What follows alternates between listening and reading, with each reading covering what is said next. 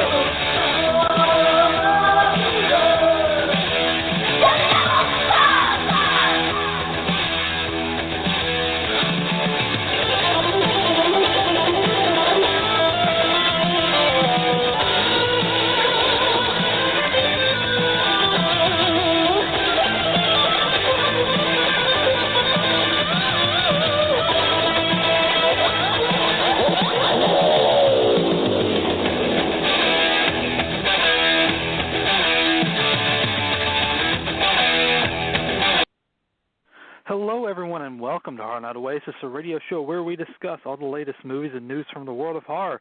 Joining me tonight, as always, is my co-host, Ian. Ian, are you there? Yes, I am. How are you this week, sir? Been better. Yeah, I'm right along with you. Yeah. It's been a rather busy week, and I got a weird pain in my left arm over the weekend all of a sudden, and where I wasn't able to lift it at all. So I'm able to now, but it's still sore, so I don't know if something came out of place or I got a sore muscle or a tendon or something going on. But that happened, and it sucked, and a lot of other things kind of sucked as well. But we'll get into that here a little bit later because we are going to continue on our Christmas Horrors Marathon with a theatrical release film, and then hopefully, because we have to do these reviews sort of short now. I did see the Lighthouse finally, and I kind of want to give my thoughts on that. So there's a lot to discuss. One I don't want to discuss a lot about. One I want to, the one that doesn't have a lot to discuss about, and one that has a lot to, a lot to discuss on. But we don't have time for it, sadly, because stupid film didn't come out in the right time. But first, let's get this out of the way, Ian, because we've discussed this since the trailer, and we pretty much said the trailer gives everything away, and we're pretty spot on. Even with our trailer rundown, or before a few weeks ago, or last week even, I don't even know, where we run down what's actually going to happen. I think I was pretty spot on of everything that happened. Minus like one thing, but I did kind of say it's up in the air for like, something cult related, and like, yeah, that's about right. But Black Christmas 2019, Ian. Okay, where do we start with this? Okay, so let's get it's a oh boy. I'll just get this out of the way. I didn't like this movie. So I'm going to be in the, I don't even think I'm in the minority because I think a lot of people didn't like this movie, and there's reasoning why. Yeah. So the film, all right, so we have this sorority house with all these sisters, and they're one of them, like the previous year, she was dating this guy, and he sort of drugged and I guess raped her. I have no idea if he raped her or tried to, but something happened, and she's up in arms about it because she's kind of lost, she doesn't want to see him, and he's finally back in the house, and her sorority sisters, they're trying to get the professor, played by Carrie Ellis, out of the school, basically, out of the college, because of his ways and his, I guess, sexist ways, because he only does stuff for the men of the college, and he does, they want him out. So one of her friends, Chris, it's Riley and her friend Chris is the one like with the petition, and she also has her other friends, which I had to look their names up because I totally forgot them. It was Marty and Jesse, and then one of them has a boyfriend that is sort of pussy whipped in a sense, and so basically they go on and like they want to get revenge on the boyfriend or the ex-boyfriend that raped or did something to Riley, and he's becoming the new member or something of the frat house, and they're having this Christmas party to do this Christmas dance, and they change the lyrics to the song, making it sort of rapey, like I said no, but you did it anyway, stuff like that. And the thing is, there's really nothing else I really want to go into with this movie. Let's just say people start to die. The sisters start to die by people in masks and hooded cloaks, and that's technically the rest of the movie. But they fail at that even. This movie has an agenda and a message, and that is the one thing that this film did not need. I don't care, agendas and messages have been in movies all the time, Even the original Black Christmas had a message in it. But this one is they just fucking beat it into your head about feminism, SJWs, women's right, the men is superior, women should know their place. It was just so much. They didn't even do it in a good way though, and that's the problem. Like, the message was, I got it, it's fine, but at the same time, it's like they just did it so, like, they went in a really bad way. That and the acting was terrible. Like, nothing really happens until, like, the last, 20 minutes of the movie, and yeah, they honestly, forget they're making a horror film. They just want to put this message forefront, right in the center. Like, this is what we're doing. And it's like, it kind of had to do with what the story was about, but at the same time, it was just, it kind of, derailed. It kind of felt like it wasn't even trying to beat it. It was just trying to, I don't know, it was like they were just trying to cash in on the movement. Yeah. And just try to throw in key words here and there. It wasn't even like it was trying to do an honest message. It was just trying to do a cash grab on the message itself, and and rape culture and everything like that. And all these college rapes and stuff like that that's been happening. They're trying to cash in. And they had to do it on the namesake of Black Christmas. It's a beloved fucking slasher movie from the fucking 70s. It's a great movie. And they did, that one's so good, atmosphere, everything, it gives you a little bit of dread, because you never see Billy. You just hear his voice and maybe his eyes. But you never see him. It's just a mystery. This one, there's not a fucking mystery to it. There's no atmosphere. And, again, the horror aspect of this is totally forgotten. There's no horror to this at all. The death it even stuff, felt that, too. They even, just how it just switches in the mid-movie when they're like, oh, yeah, let's bring up this aspect because this is actually, the horror aspect of it. And it's that just came out of nowhere. Where the fuck was this at? Yeah, they totally forgot they were making a horror movie. And, again, why they could have been named anything. It's there for fucking name recognition to get people to go see it, cash grab. And I really do think this is definitely a cash grab. This is, the most cash grab thing in a while that I had to fucking bear witness to on a remake title. Pet Sematary wasn't even this. Like Pet Sematary is fine compared to this.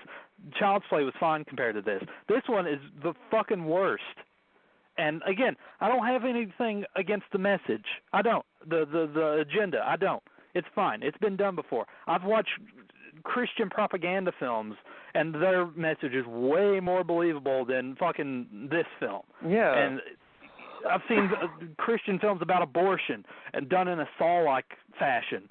And even fucking Blood Freak from the 70s, it's about drugs and everything. At least that's a Christian movie. It was Christian made, and it's a far better slasher movie than fucking Reaper Madness.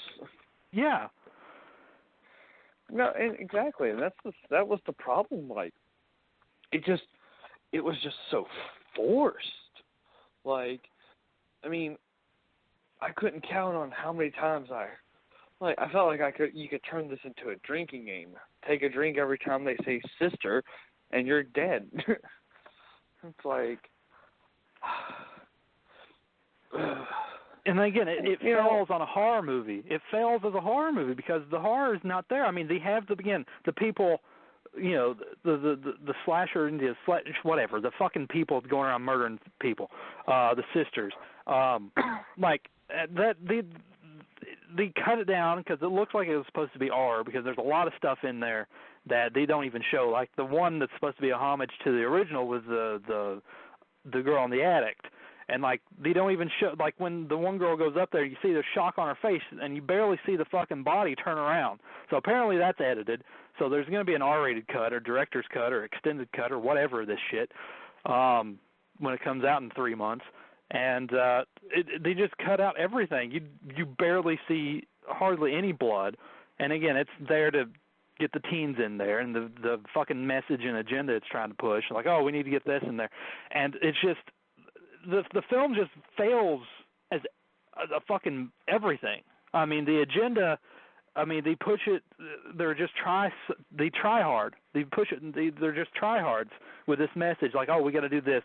We want to say this about this film or this thing, this topic. And then like, oh, we forgot to make a horror movie, so here's this. And then it's a slasher movie or based on a slasher movie. They don't even do a fucking thing about the slasher film. They turn it into something completely different. And like I said, do it enough. Do something else. And call it a different title, and whatever. Put it on the shelves at Walmart for $9.96, and boom, you'll make some money. I mean, this didn't even do well. This is like it barely made its budget back. It was like a $5 million budget. It made 4.2. So it'll probably reach that over this next weekend. Again, I don't even know that because Star Wars. So. Well, no, Star Wars comes out tonight actually. So yeah. I doubt it's going to do anything else. But honestly, I'm kind of upset because, I mean, I figured, honestly, even based on the trailer, I thought it would be better than what it was. And that's saying something because I thought it looked like it was going to be pretty bad. But at least I thought it'd be somewhat, enjoyable. But no. Yeah, and it's just a boring film. Happened. It's just boring. It's just that long hour build up with a few, the stuff that they're pushing and the way they're just saying it and like all this, all that, like all poor me, all the women. It's like, oh, it's enough. I get it. And it's just like for a solid hour, and then finally the reveal happens, or part of the reveal, even though it's in the trailer. But there's another reveal, and then it's just like, oh, this, that, and this, and like, okay, well, fuck this. It's just, and like, I don't care about the reveal. I just hate the fact that, like, that's not part of fucking Black Christmas. I mean, the Black Xmas that came out in, like, the mid-2000s was like, at least it was a slasher movie, Yeah. And this one, I mean, it's there in aspect. It's there, sort of, because there is people in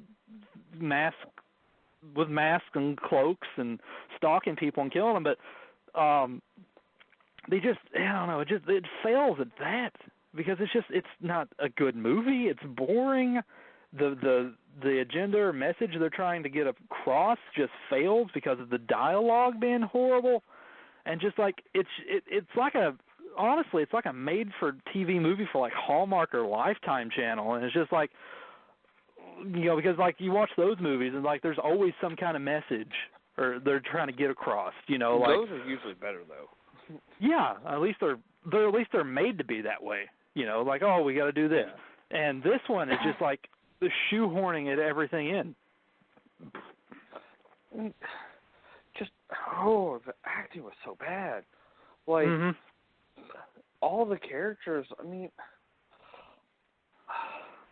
I tried my hardest to just pay attention, but I got bored. Like, just because there was nothing going on, it was just talking, almost just nothing but talking. Oh, there's a person being creepy. Oh, they're getting weird messages, and they don't really do anything about it. There wasn't even a real build-up. It was just, boom, it just started happening. No, there's no mystery. There's no mystery, and it's just straight like, oh yeah. I mean, if you've seen the trailer, it's everything the trailer is. I mean, you know what's happening. There's no mystery. Yeah, exactly. There's no, oh, it could be this person, could it be that person? No, it's not.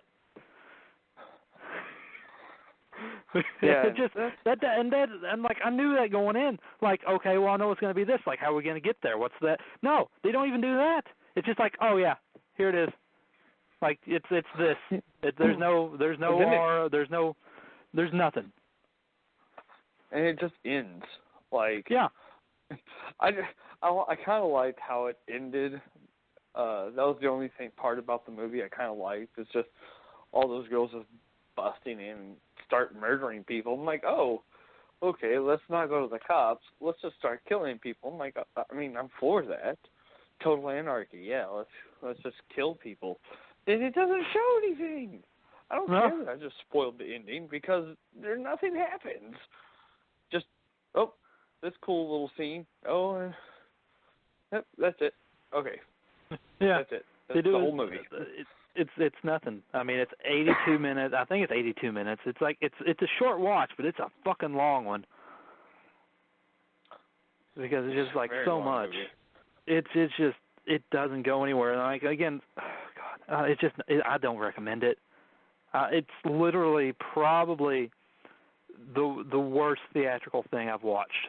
I mean, I've watched everything horror-wise in theaters, and I think it's pretty much the one that did it for me. It's like the last, and of course I have to see it on my fucking birthday weekend, so I was like, oh great, at least I got to see the Lighthouse first. So I like, okay, I'll get to see the Lighthouse. So it's a yin and yang. Like you have one that you've been wanting to see, and it's fucking crazy, and then you have this, and it's just why.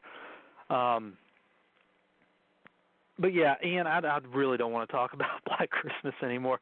I don't recommend it.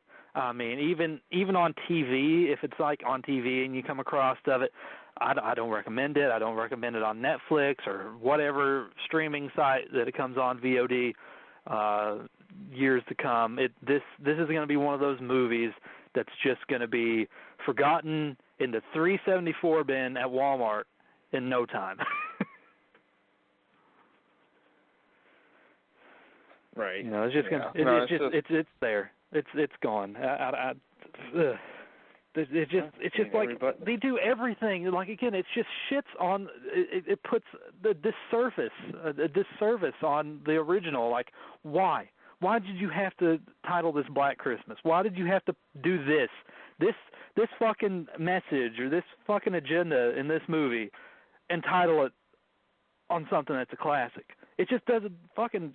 It's shits all over it. Like why? Like it's just.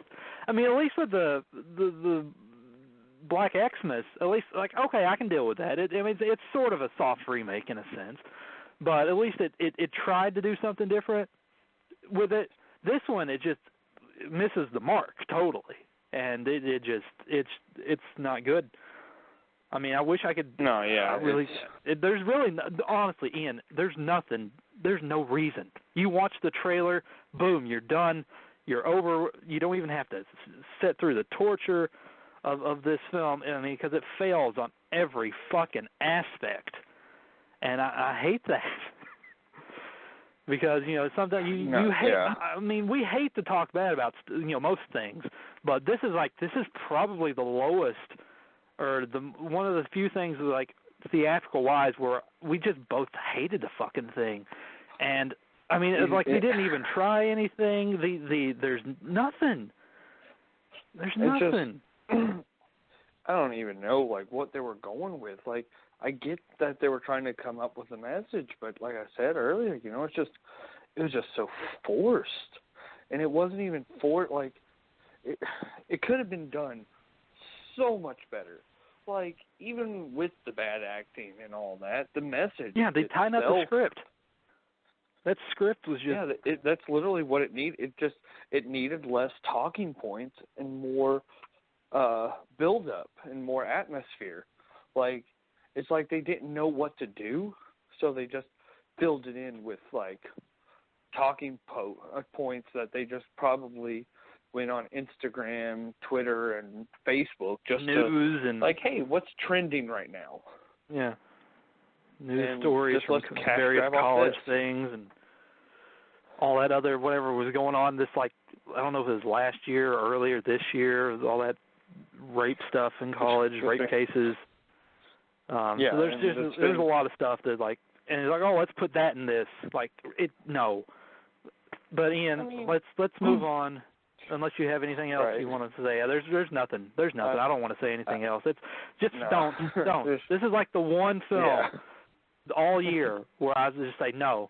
I mean, Countdown, it was okay. You know, like I was like, I'm looking back at all the other things that I gave like a mixed, you know, like, well, it's kind of boring. This, at least, no. This one, no.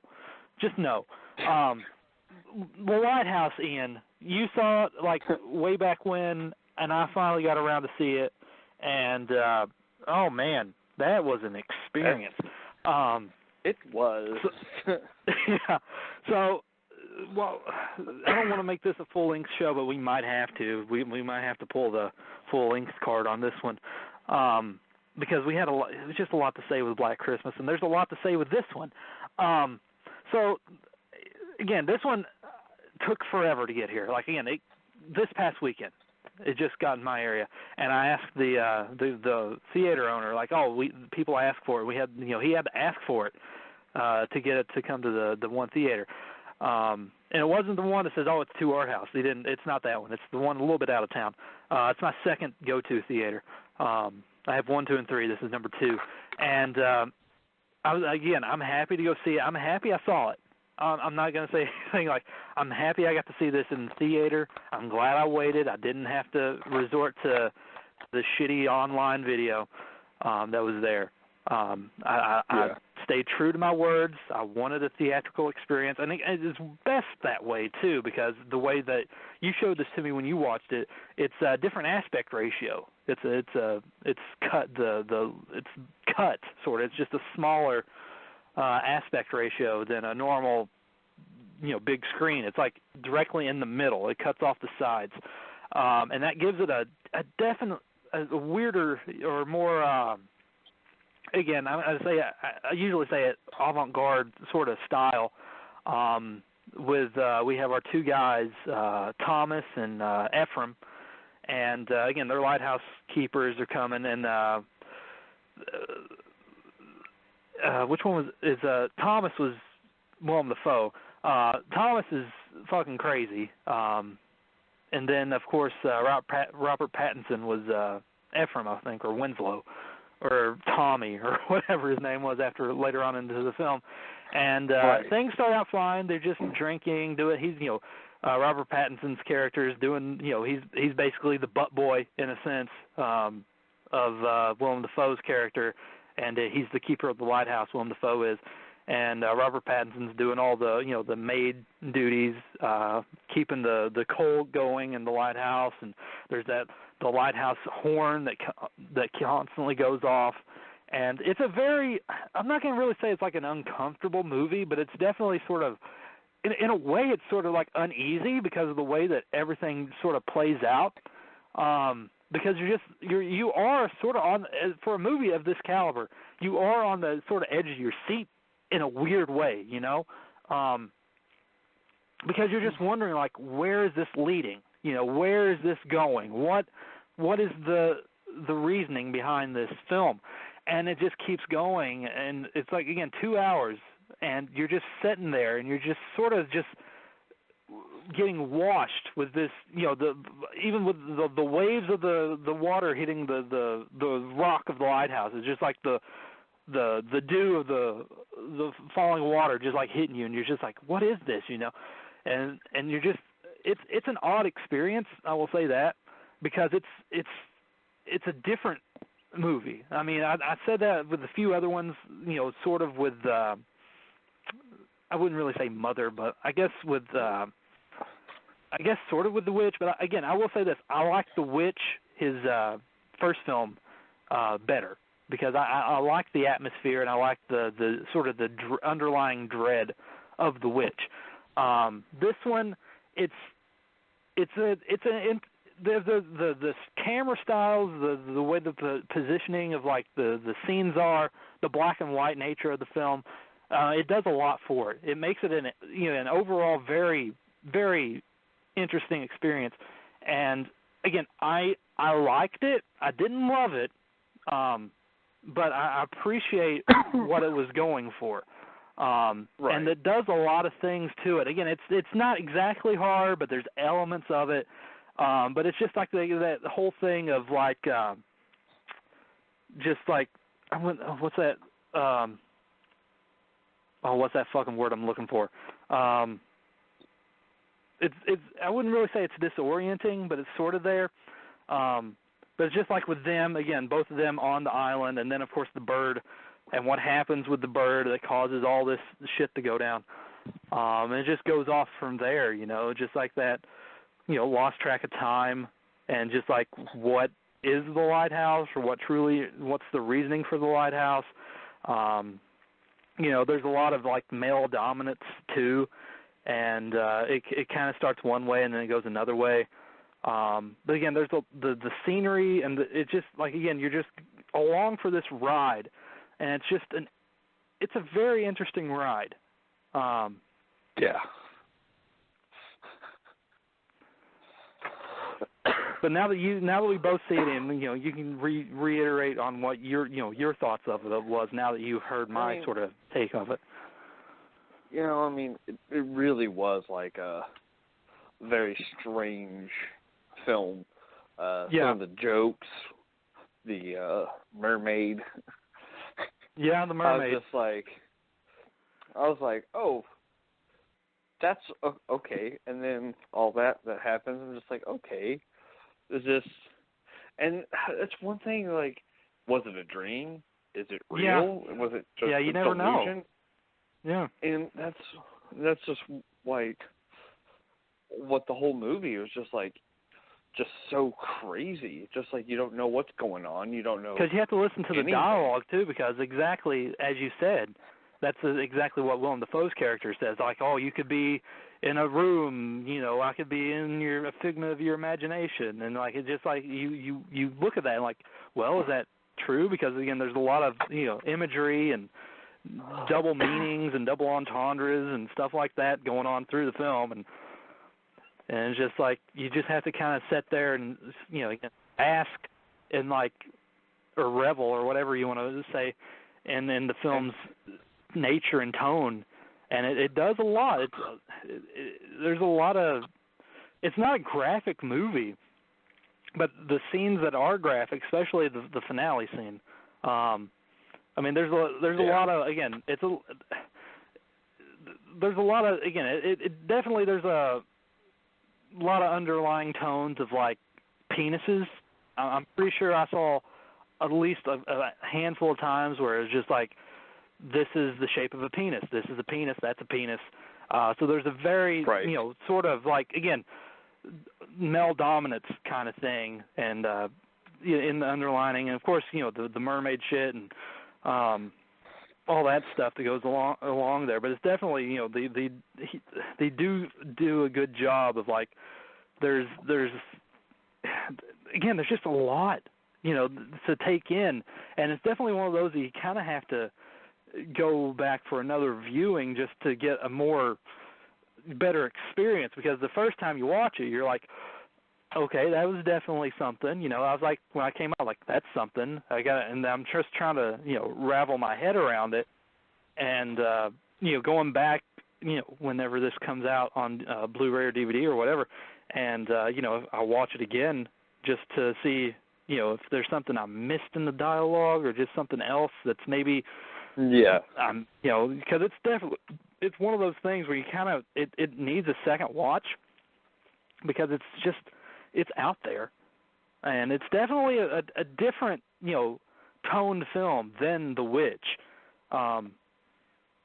But again, I like The Witch more than The Lighthouse. Even though both are good in their own way, I just like that the way The Witch worked better, and the atmosphere and the story.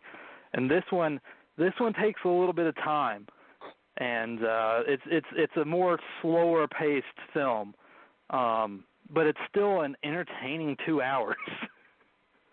I don't know how they did that. Yeah, because all it is just them drinking and fighting with each other and bickering and just farts and cum and piss and all kinds of shit, and it's a entertaining 2 hours for something that is beyond. It's crazy. I will say that. There's definitely a little bit of hysteria in there, too. That's what I think of the word I was trying to think of, because they're they don't know when, helps or the boats come to shore to pick them up and all kinds of shit going down. They just go crazy with madness. And, again, you never know. You don't know if it's real or not.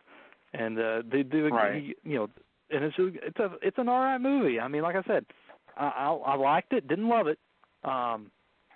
But I know what they were going for, and I appreciate that. And it is a film that it needed to be seen in the theaters. I mean, I would have hated myself if I watched this online. And I'm happy I got that chance. And I'm one of the main things this year is I want to see that in the theater. I did. I'm happy. And it was worth it. There wasn't that many people. I saw it on the first showing Friday, and only 5 people were there. So I don't know how well it did at the theater, but again, first showing on a Friday, 5 people. Yeah, and I liked the whole black and white, the tiny screen. It honestly, it was a really nice, pleasant experience. I was practically by myself when I watched it as well, which kind of it just made me feel like I was in my own personal theater, so it's kind of nice. But it made it easy to see everything too. You're just looking in the darkness. Is there something in the darkness? Or no. So it was easier to focus into this story that was being told between these 2 lighthouse keepers, and it kept you, again, like I said, it kept you entertained for 2 hours. And it put you on a ride. It was a journey. Yeah, it definitely was. And I mean, it's such a simple film too. I kind of got to give my hat to him to make an actual movie that's 2 hours long. Barely anything really but yet you're still entertained throughout the whole movie, and you're just when honestly I didn't know how long of a runtime it was when I went to go see it. I just had forgot, and when I came out of there, I looked at my phone. I was like, that really was 2 hours long? Holy shit! And I just was like, oh, okay, this is great. Yeah. But and